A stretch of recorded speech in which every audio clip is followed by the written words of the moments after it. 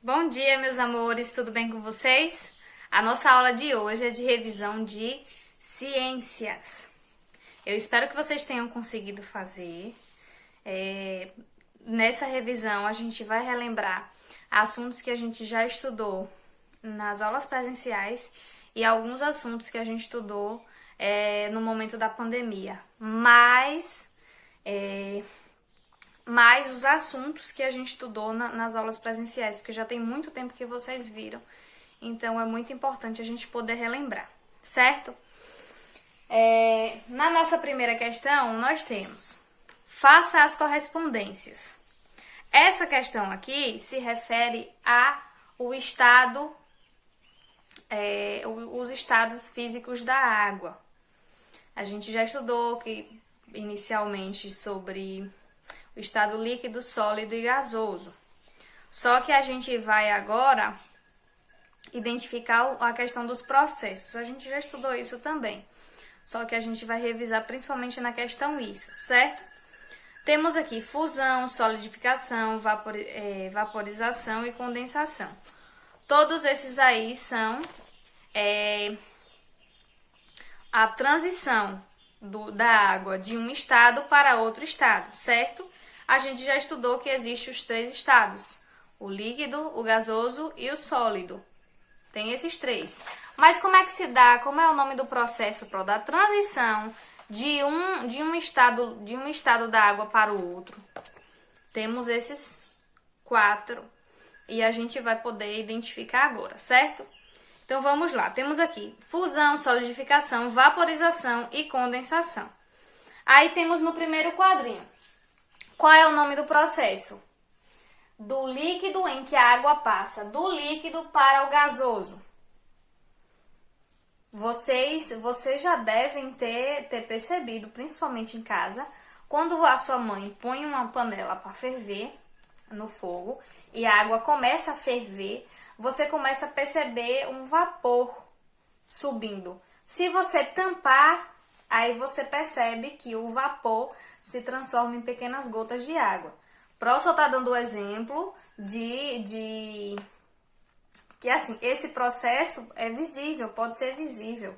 Nesse caso aí, sua mãe coloca a panela no fogo para ferver a água, e quando a água está no ponto bem quente, chega numa certa temperatura, começa a evaporar. Então, qual é o nome do processo? Que a água passa do estado líquido, que Pro acabou falando que a água, por exemplo, na panela, para o gasoso, o vapor. Qual é? É fusão, solidificação, vaporização ou condensação. O nome do processo é vaporização, que aí é o número 3. Por que é o número 3? Porque, deixa para consertar. Porque a água começa a evaporar, ela se transforma em vapor. Ela passa do estado líquido para o estado gasoso. Por isso que eu estou dizendo, quando você vê na panela aquele vapor subindo, parecendo aquela fumacinha. Então, é a água já no estado gasoso. Então, o nome é esse, certo? Temos aqui do estado gasoso para o líquido. E agora? Agora sim que é quando, como o Pro falou, quando a panela começa, no caso, começa a ferver a água, a panela está no fogo e a água começa a ferver, começa a subir o vapor. Quando você tampa, coloca a tampa na panela, principalmente a tampa de vidro, que aí você consegue ver com a panela fechada. Quando você levanta, você percebe algumas gotinhas de água na tampa. Isso acontece por quê? O vapor subiu, bateu na tampa e ele continuou como vapor? Não, ele voltou ao estado líquido. Ele passou do gasoso novamente para o líquido. Como é o nome desse processo? O nome desse processo em que a água passa do estado gasoso para o estado líquido é chamado de condensação. Então, aqui você vai colocar o número 4. Condensação, certo? Aí temos aqui, do estado líquido para o estado sólido. Essa daqui é moleza. Quando você põe a água nos cubinhos de gelo, nos cubinhos de gelo não, naquele, melhor dizendo, na geladeira tem um vasinho, é porque para esquecer o nome, que tem os lugarzinhos para você colocar água para congelar.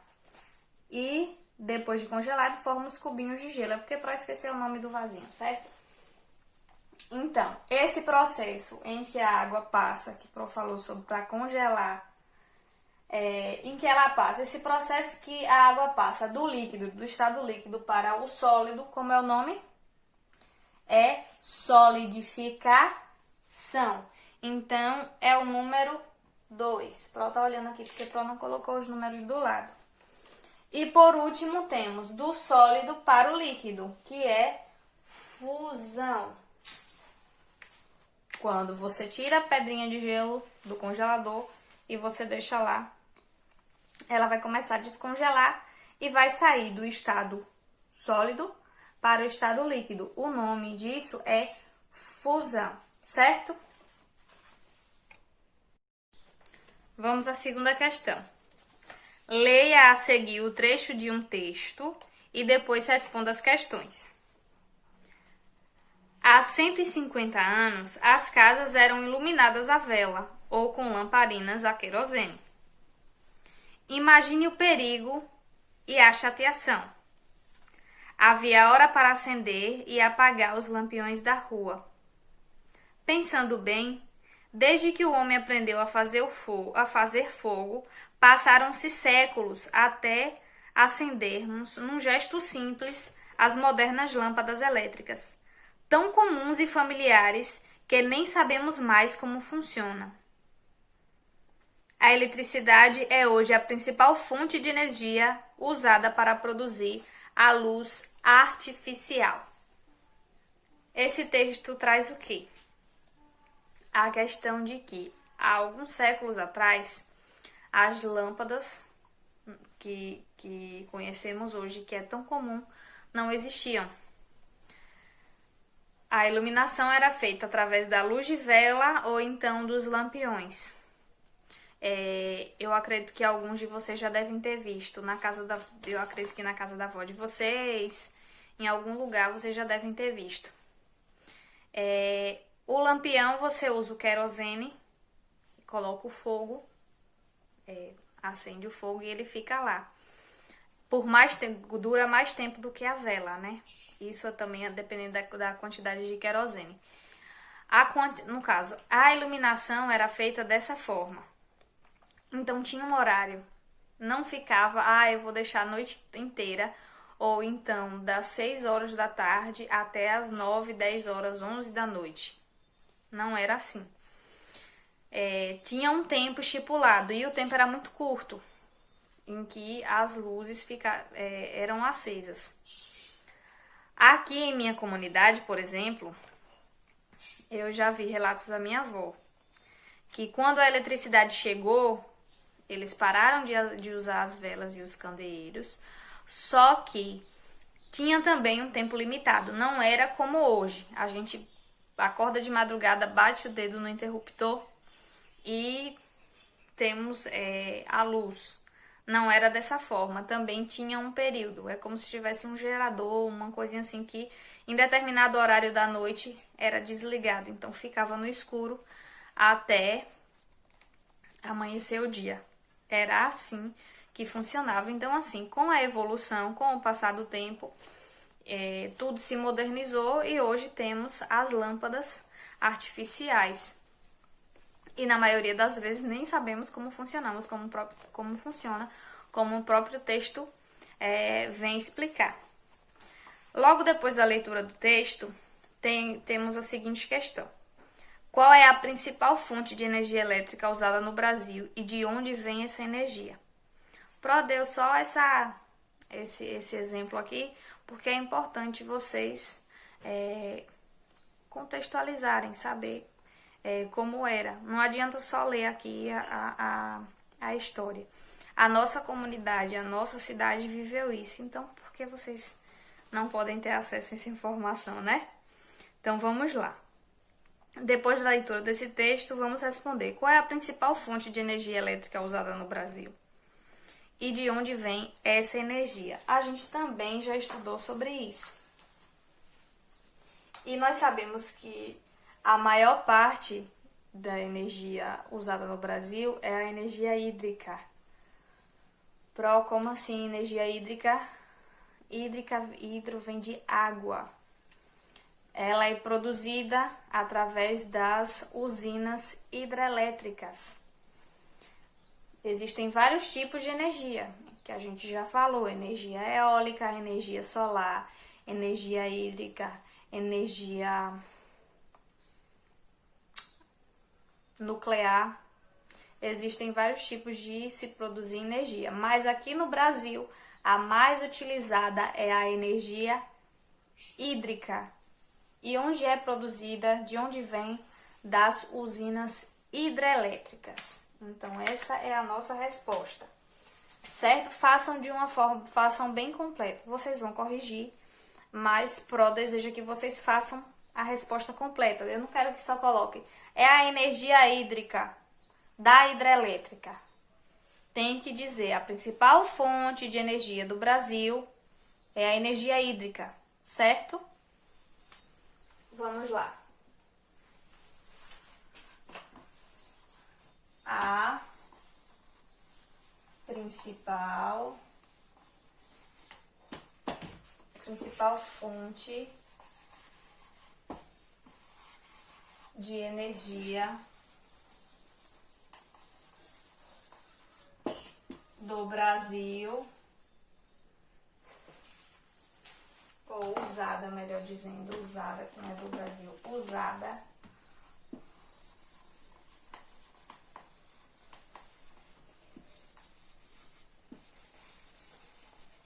no Brasil é a energia hídrica, com H, tá bom? Hídrica. Vinda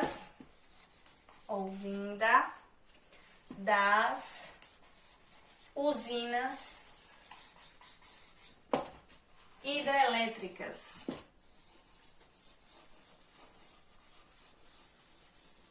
Das usinas hidrelétricas, certo? Vamos a... Vai deixar um tempinho para vocês corrigirem. Vamos à letra B. Depois disso, vocês podem até se questionar: aqui no Brasil não se usa outro tipo de energia? Sim, se usa todos esses tipos de energia que Pro já falou anteriormente. Só que a mais utilizada é essa energia aqui, tá? A energia hídrica, que é vinda das hidrelétricas. Letra B. O texto cita lamparinas a querosene. Você sabe qual é a origem do querosene, combustível usado nessa lamparina? Faça uma pesquisa sobre o assunto. Vocês sabem que o querosene é um líquido inflamável. Aqui em nossa região é conhecido como gás, pelo menos aqui. A minha avó já dizia que tinha que comprar gás. Porque quando faltava energia, quando às vezes dá um pane na energia elétrica, ela tem a vela dentro de casa, mas ela tem ainda o candeeiro, que essa é um tipo de lamparina querosene. Então ela tem esse líquido guardado em casa, só que ela chama de gás, mas é o querosene. Então, vocês sabem de onde vem o querosene? O querosene, como o Pro falou, é um líquido inflamável. É como se fosse eu vou dar um exemplo. É tipo uma gasolina, mas ele tem uma composição diferente. O querosene, ele vem do petróleo. O petróleo é extraído e depois passa por um processo que é chamado de destilação fracionária. O petróleo passa por este processo de destilação e ele chega a uma temperatura No caso, tem que chegar nessa, tem que estar nessa temperatura de 150 a 300 graus Celsius, para que só a partir dessa temperatura e a partir da mistura com uma outra substância consiga retirar, no caso, o querosene do petróleo. Porque assim, o petróleo ele é composto por várias substâncias, tanto que através dele são produzidas várias outras substâncias e vários outros produtos. O querosene é um deles. Só que para que isso aconteça tem que ser através desse processo. Então, o Pro fez uma pesquisinha rápida. Se a pesquisa de vocês falar sobre de onde vem, que vem do petróleo e como é que é o processo, tudo bem, não vai precisar corrigir, certo? Pro só vai responder, porque Pro fez uma pesquisa, vai colocar uma resposta bem breve aqui, mas se o de vocês tiver parecido, tiver relação com o que Pro acabou de explicar, não precisa apagar, tá bom? Vamos responder. O querosene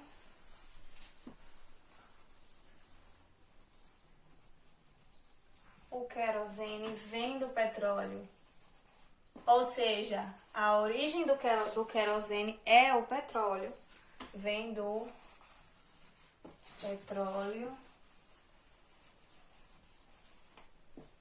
petróleo, através, ou ele é obtido, né? Melhor dizendo,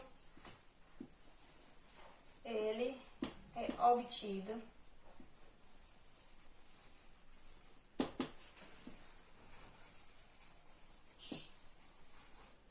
através do processo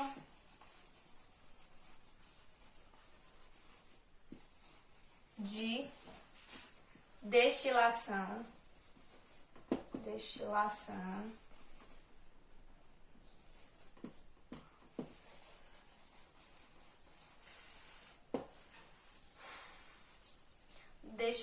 fracionada.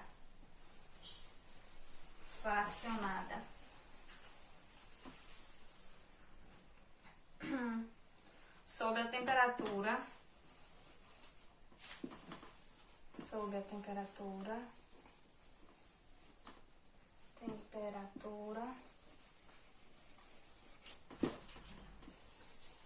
de 150 graus Celsius a, e 300 graus Celsius. Certo? Vamos à letra C. Enquanto o Pro explica a letra C, vocês vão conferindo a resposta. Porque o texto cita que a fonte de energia usada há 150 anos era perigosa. Como o Pro falou, o querosene é um líquido inflamável. Ou seja, para pegar fogo, acontecer qualquer tipo de acidente, causar queimaduras, é uma coisa muito rápida. Então, por isso que era perigoso. Até no momento de você acender qualquer tipo de... Tipo, se você for colocar fogo em algum lugar, vocês não, porque vocês são crianças. Mas quando alguém vai colocar até fogo em algum lugar e usar o querosene, na hora de acender, já tem um alto risco de se queimar. Então, assim, é muito perigoso. E Pro colocou aqui também a questão das velas. As casas eram iluminadas por velas e por estas lamparinas. O perigo ocorre justamente por isso, porque o querosene é um líquido inflamável. Então, tinha esse risco, o risco de incêndio. E no caso das velas também. Porque se faltar energia e a vela for colocada num lugar indevido, tipo próximo a alguma cortina, ela pode causar incêndio. Ela pode cair e causar... Pode chegar um incêndio? Pode. Um negocinho tão pequenininho? Pode. A lamparina também. Então, assim, se colocado no lugar indevido, pode causar incêndio, além de queimaduras na própria pessoa que for acender, certo? Então, assim, por isso que era uma fonte de energia perigosa, por causa desse risco, o risco de incêndio e de queimaduras. A energia elétrica hoje tem esse risco? Não. Você vai no interruptor, acende e desliga a luz, sem risco de levar choque, né? Só se tiver, mesmo assim, no interruptor não existe, só em outros casos que tiver algum fio, né, desencapado, mas não vem ao caso. Então, assim, por que o texto cita que a energia é perigosa? Por causa disso. Então, a gente vai provar e apagar a resposta e a gente vai colocar e responder, certo? Vamos à resposta.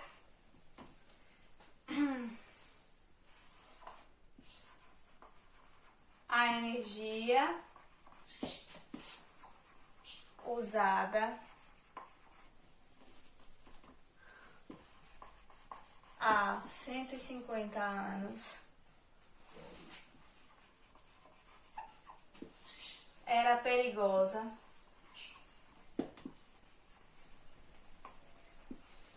porque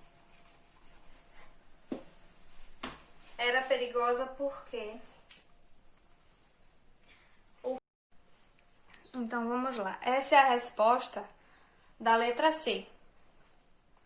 A energia usada há 150 anos era perigosa porque o querosene usado nas lamparinas é inflamável, é um líquido inflamável. Assim, trazendo riscos de incêndio e queimaduras às pessoas que o utilizavam, que o manuseavam, certo? Pro já deixou assim pronta, porque enquanto eu vou explicando outra questão, vocês já conferem, certo? Vamos agora à terceira questão. Complete corretamente as frases com as palavras do quadro abaixo. Temos aqui matéria, substância, espaço, ocupa, definida, lugar e cachoeira. Aí temos na letra A. A pode ser definida como que ocupa, o Pro já deu a resposta, lugar no. Vai ser a matéria pode ser definida como substância que ocupa lugar no espaço. A gente vai copiar toda essa resposta, certo? Vamos lá. A matéria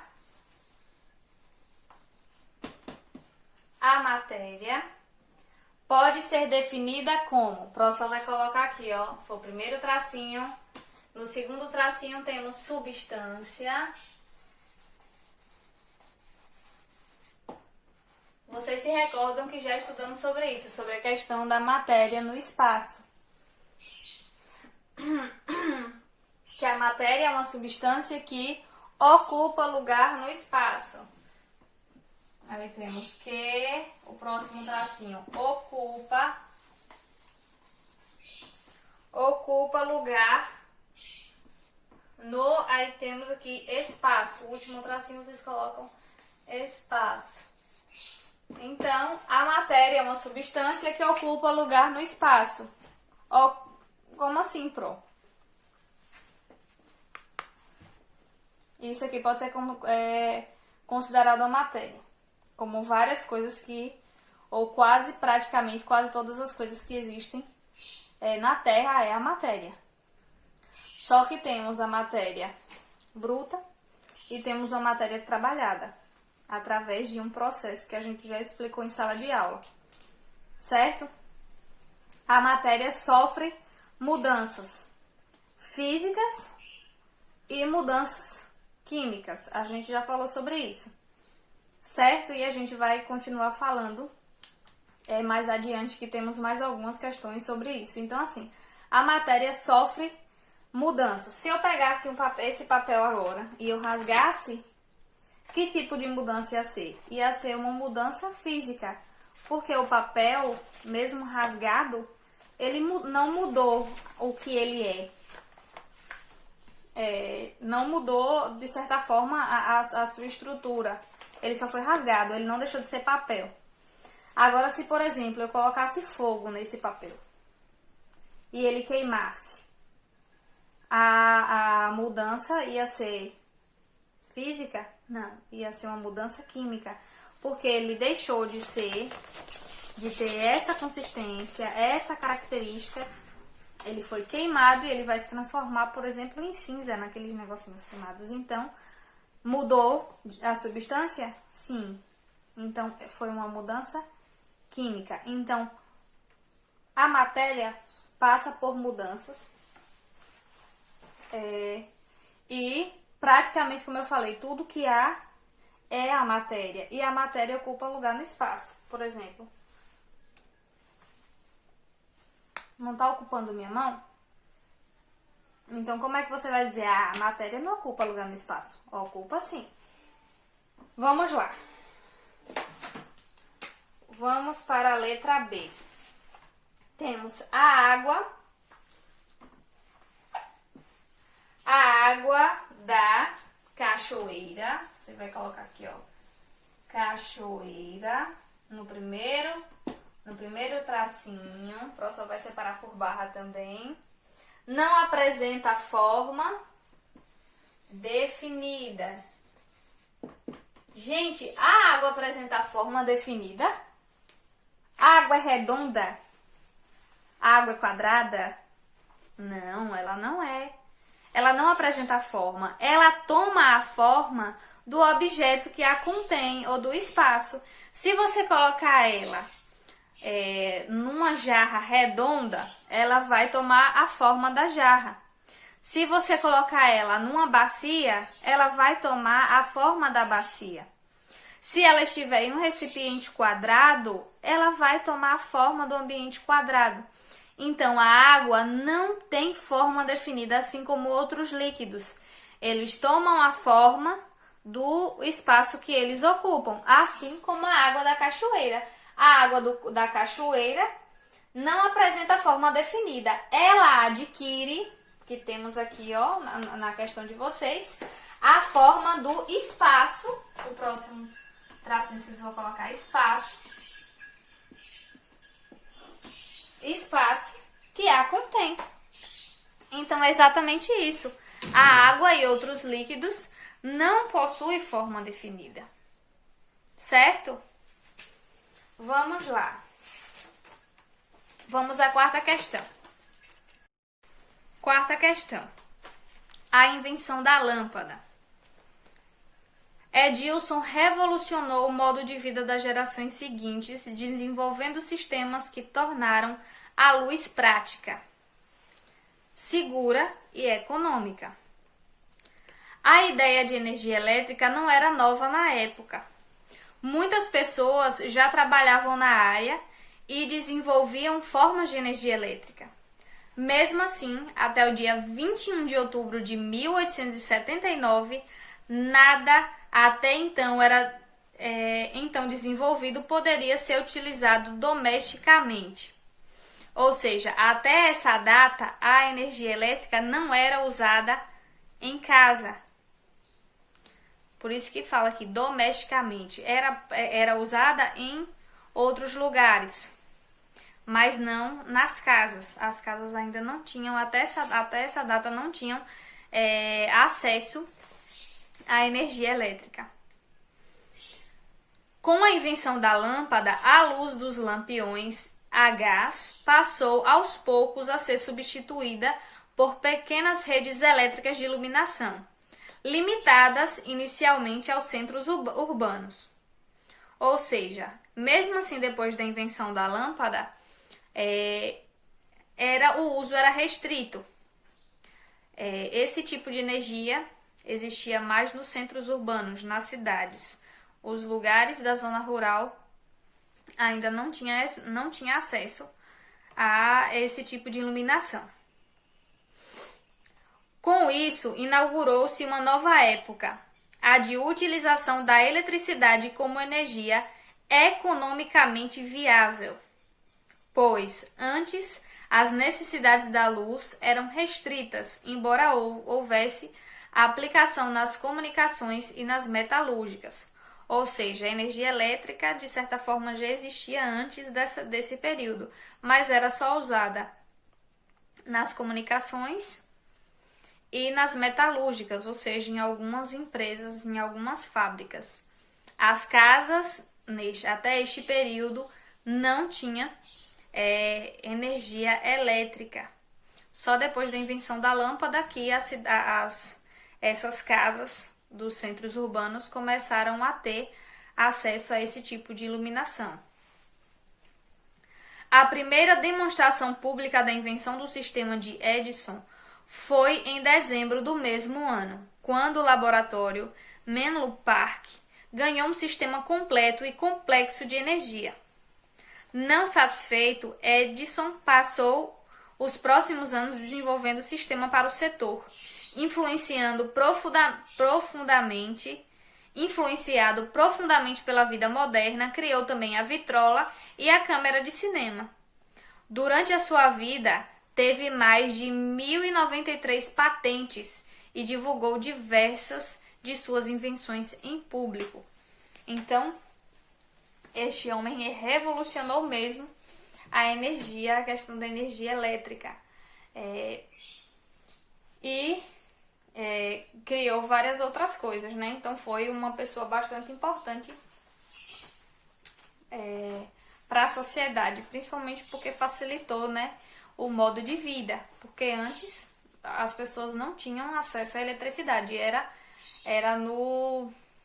como eu falei, com os lampiões a gás ou a querosene. E por que a energia elétrica é mais econômica?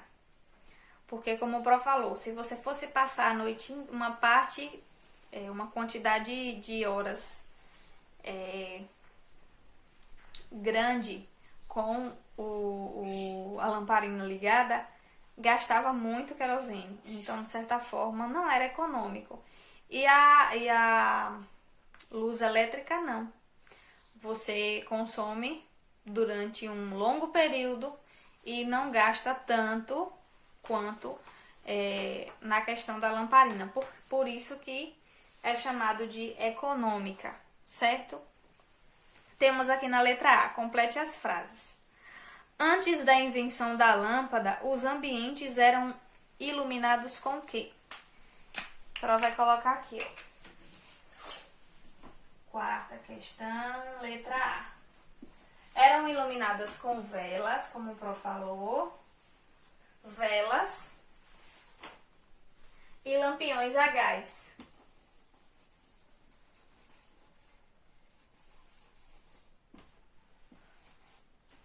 Lampiões a gás.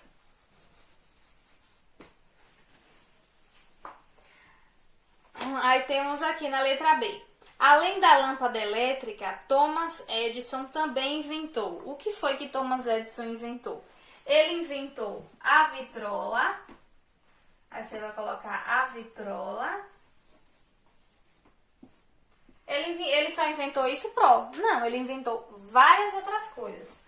Mas, no caso, as principais foram essas. A vitrola e a câmera de cinema. Câmera de cinema. E a câmera de cinema. Letra C. Uma vantagem do uso da lâmpada em relação ao uso dos lampiões a gás e a vela é o quê? A economia.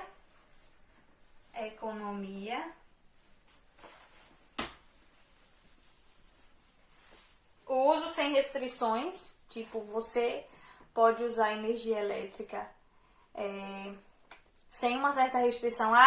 10 horas da noite você tem que desligar. Então, hoje, essa energia elétrica pode ser usada sem restrição e também a vantagem também é porque é mais econômica em relação ao uso do querosene, certo? Vamos lá, é o uso sem restrição. Uso sem restrição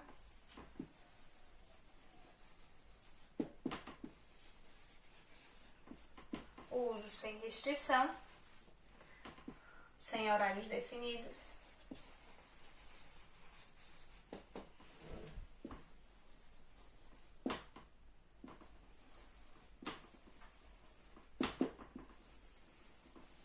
E é mais econômica.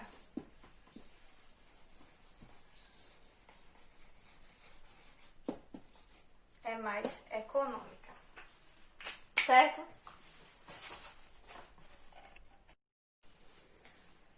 Vamos à quinta questão. Analise as afirmações a seguir e julgue se são verdadeiras ou falsas.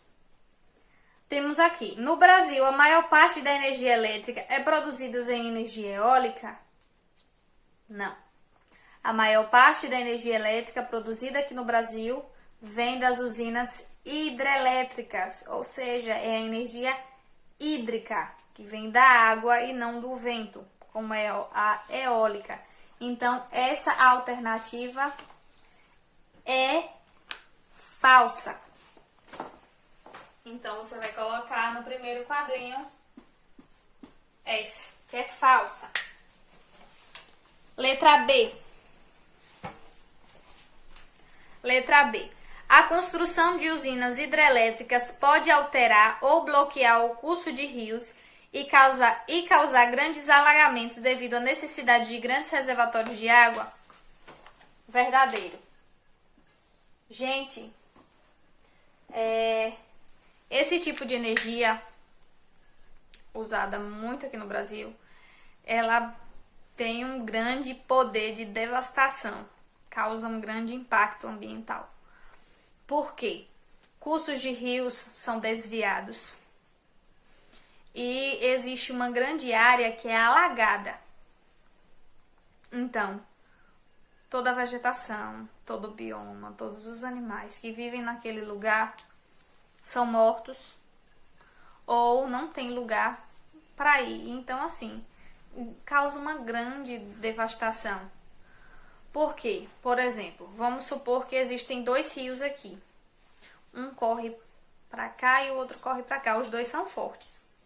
Aí eles analisam, se juntar a quantidade de água desses rios, eles terão maior força e será possível gerar energia elétrica a partir de sair. Então, quando vai se construir a usina hidrelétrica, uma grande área é devastada, a natureza assim, é completamente destruída, a vegetação é derrubada, ou então simplesmente alagada. Então, assim, há a morte da vegetação, de animais, então a devastação é imensa, certo? Porque quando vai fazer esse tipo de usina, há uma necessidade de um grande reservatório de água, um imenso reservatório de água. Vocês podem pesquisar aí, usinas hidrelétricas, para vocês terem uma noção do tamanho que é. Então, a devastação é imensa. Vamos lá, letra C. A energia solar pode ser captada por painéis que, instalados no telhado de casas e indústrias, geram energia elétrica e aquecem a água. Verdadeiro.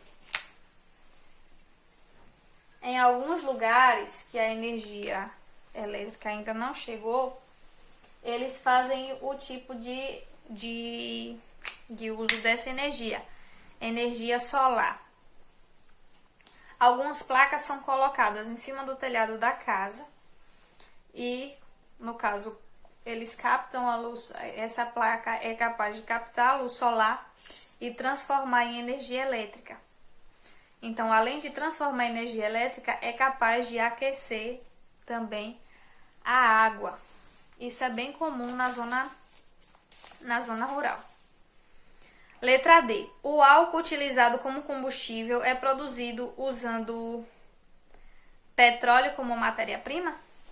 Falso.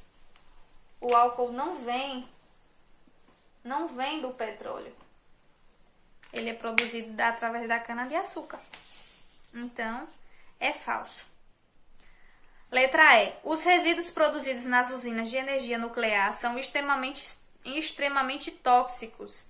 Podem causar sérios danos ou problemas, tanto para o meio ambiente quanto para as pessoas que entrarem em contato com eles.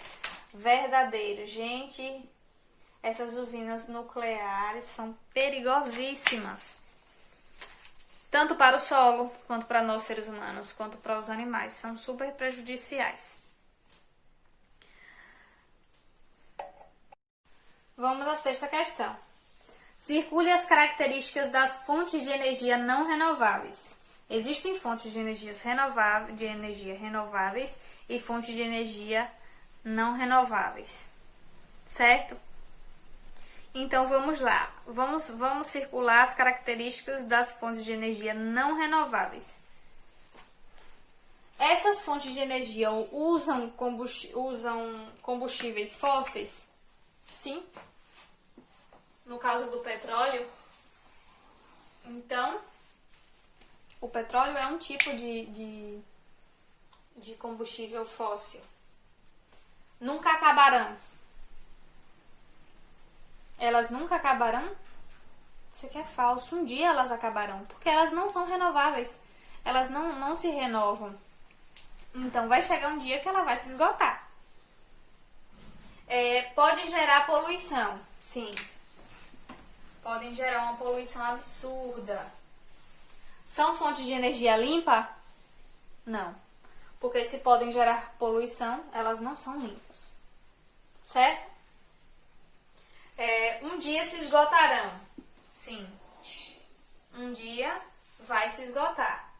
E, além disso, causa problemas ambientais. Então, vocês podem circular isso. Usam combustíveis fósseis, um dia se esgotarão, podem gerar poluição e causam problemas ambientais. Então, tudo isso aqui, ó, as fontes de energia não renováveis podem causar.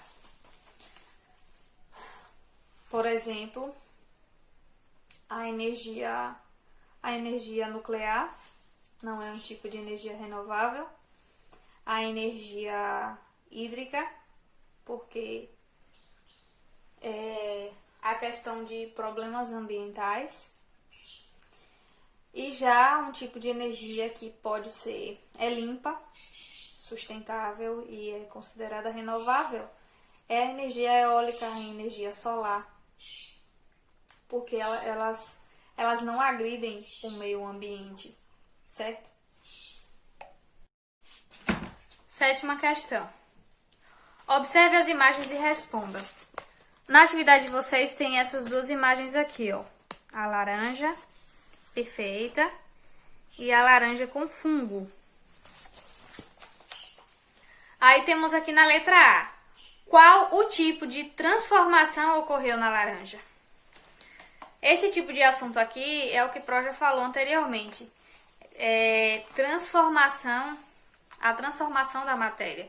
Transformações que ocorrem na matéria. Nesse caso aqui, a laranja é uma matéria e ela sofreu por uma transformação. Que tipo de transformação foi essa? Transformação química ou transformação física? Vamos responder? A transformação que ocorreu foi uma transformação química, de decomposição. Por quê? Vocês conseguem perceber que aqui existem fungos e esses fungos são decompositores.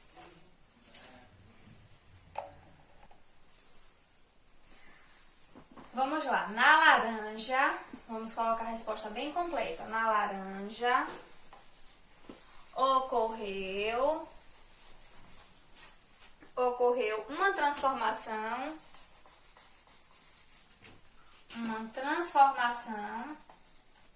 química.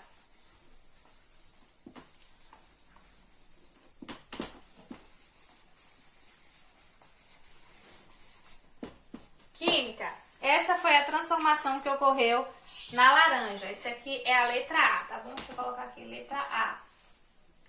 Na letra B temos o que aconteceu com a laranja. Explique. O que é que aconteceu? A laranja começou a se decompor, a apodrecer. Isso, como o Pro já tinha dito, através da ação de fungos e bactérias, que são decompositores, tá bom? Então, vamos lá, colocar na letra B. A laranja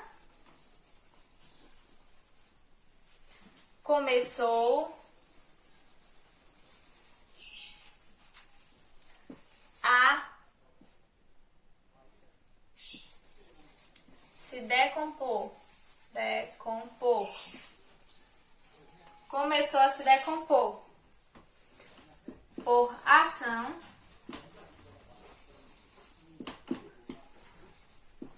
de fungos e bactérias.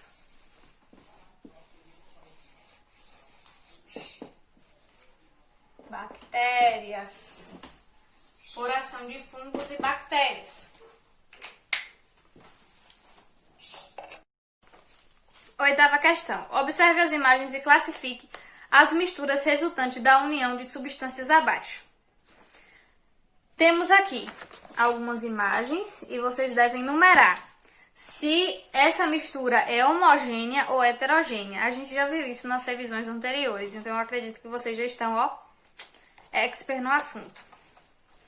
Vamos lá, temos aqui água e açúcar. Se a gente pegar um vasinho de água e a gente colocar açúcar e misturar, essa mistura vai ser o quê? Homogênea ou heterogênea? Essa mistura vai ser homogênea, porque vai chegar um determinado momento que a gente não vai conseguir identificar o açúcar, separar o açúcar da água. Então, no primeiro quadrinho, vocês colocam aí no primeiro quadrinho, na primeira imagem, vai colocar aqui, é o número 1, mistura heterogênea. Aí já temos aqui um óleo e a água. Se a gente colocar, vocês podem fazer essa experiência em casa. Pede a mamãe 3 copos, você enche os 3 copos com água. Aí em um você coloca o açúcar e mistura, em outro você coloca o sal e mistura, e no outro você põe um pouquinho de óleo e faz essa mistura. Aí você vai conseguir fazer a experiência e perceber quais são as misturas homogêneas e quais são as heterogêneas. Na questão do óleo e a água, eles não se misturam de jeito nenhum. Você pode ficar ali, você pode botar no liquidificador e ela não vai se misturar, não vai virar uma substância só. Você vai conseguir diferenciar as duas. Você vai conseguir ver a água e você vai conseguir ver o óleo. Então, essa mistura é número 2, heterogênea. E temos a água e o sal. A água e o sal também se misturam, assim como a água e o açúcar. Então, o tipo de mistura... Deixa eu colocar com outro piloto, porque esse aqui tá horrível. O tipo de mistura é homogêneo, é o número 1, certo? Temos aqui o nono. A nona questão. Relacione a segunda coluna de acordo com a primeira. Na primeira coluna temos D, decompositores, P, produtores e C, consumidores. Nós já estudamos sobre esses 3 tipos, sobre os decompositores, produtores e consumidores. E aqui a gente vai fazer a relação, indicando o que é cada um. Temos aqui na segunda coluna, são seres que produzem seu próprio alimento. Quais são os seres que produzem seu próprio alimento? São os produtores, como o próprio nome já diz. Então, temos aqui, um círculozinho. Temos o primeiro círculo, o segundo e o terceiro. A prova vai fazer assim que vocês conseguem se situar aí na atividade. São seres que produzem seu próprio alimento. P, porque são os produtores. As plantas é um tipo de produtor, porque ela produz o seu próprio alimento, certo? Através do processo de fotossíntese. A gente estudou isso recentemente. Temos aqui, alimenta-se de matéria orgânica, isso é, do resto de animais e vegetais. São os consumidores? Não, é um tipo de consumidor, mas isso aqui já é um consumidor final. Porque ele se alimenta de matéria orgânica de resto de animais e vegetais, ou seja, são seres decompositores como fungos e bactérias, certo? Então, você coloca aí no segundo quadrinho D de decompositores. E temos aqui, são seres vivos que se alimentam de outros seres vivos porque não são capazes de produzir seu próprio alimento, ou seja, são os consumidores. Vamos à 10ª questão. Prova vai colocar a 10ª questão aqui do lado. Temos aqui essas imagens e a gente vai identificar o processo de mudança do estado da água. Temos aqui a primeira, que é um cubinho de gelo, aqui, o vasinho que Pro falou que faz os cubinhos de gelo, com a água. Então, depois que a gente coloca a água e coloca na geladeira, a água vai passar do estado líquido para o estado sólido. Então, o nome do processo é solidificação. Então, vamos colocar aqui na primeira, solidificação. Solidificação. Solidificação. Na primeira imagem. Na segunda, temos uma jarra com suco e a gente percebe tipo um sualzinho. Quando a gente tira o suco da geladeira e a gente põe em cima da mesa, depois de um período, a gente começa a perceber como se o vaso tivesse suado. Isso porque a água está passando de um estado para o outro, por exemplo. Está gelado e ele começa esse processo de como se tivesse suado é chamado de condensação. Então a gente coloca aqui, ó, condensação. Opa, condensação.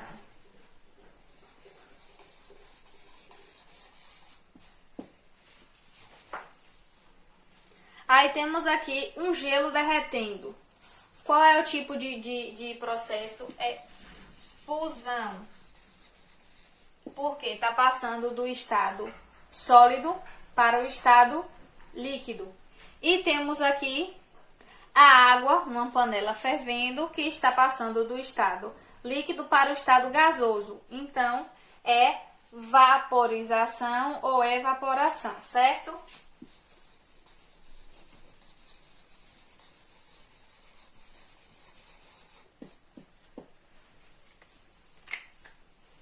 E por fim, temos a última questão. O ciclo da água desenvolve-se através de quais processos? A gente só vai circular aqui. Temos aqui condensação, infiltração, solidificação, fusão, fotossíntese, transpiração e evaporação.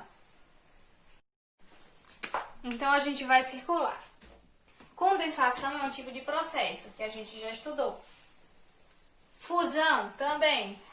Então, a gente circula. Solidificação também é. Então, circula. Fotossíntese? Não é, porque fotossíntese a gente já sabe que é a alimentação das plantas. Então, já está descartado. Evaporação? Sim, então a gente circula. Infiltração? Não. Fusão? Sim. E transpiração? Não. Então, são as respostas da última questão. Beijão da Pro e até a próxima aula.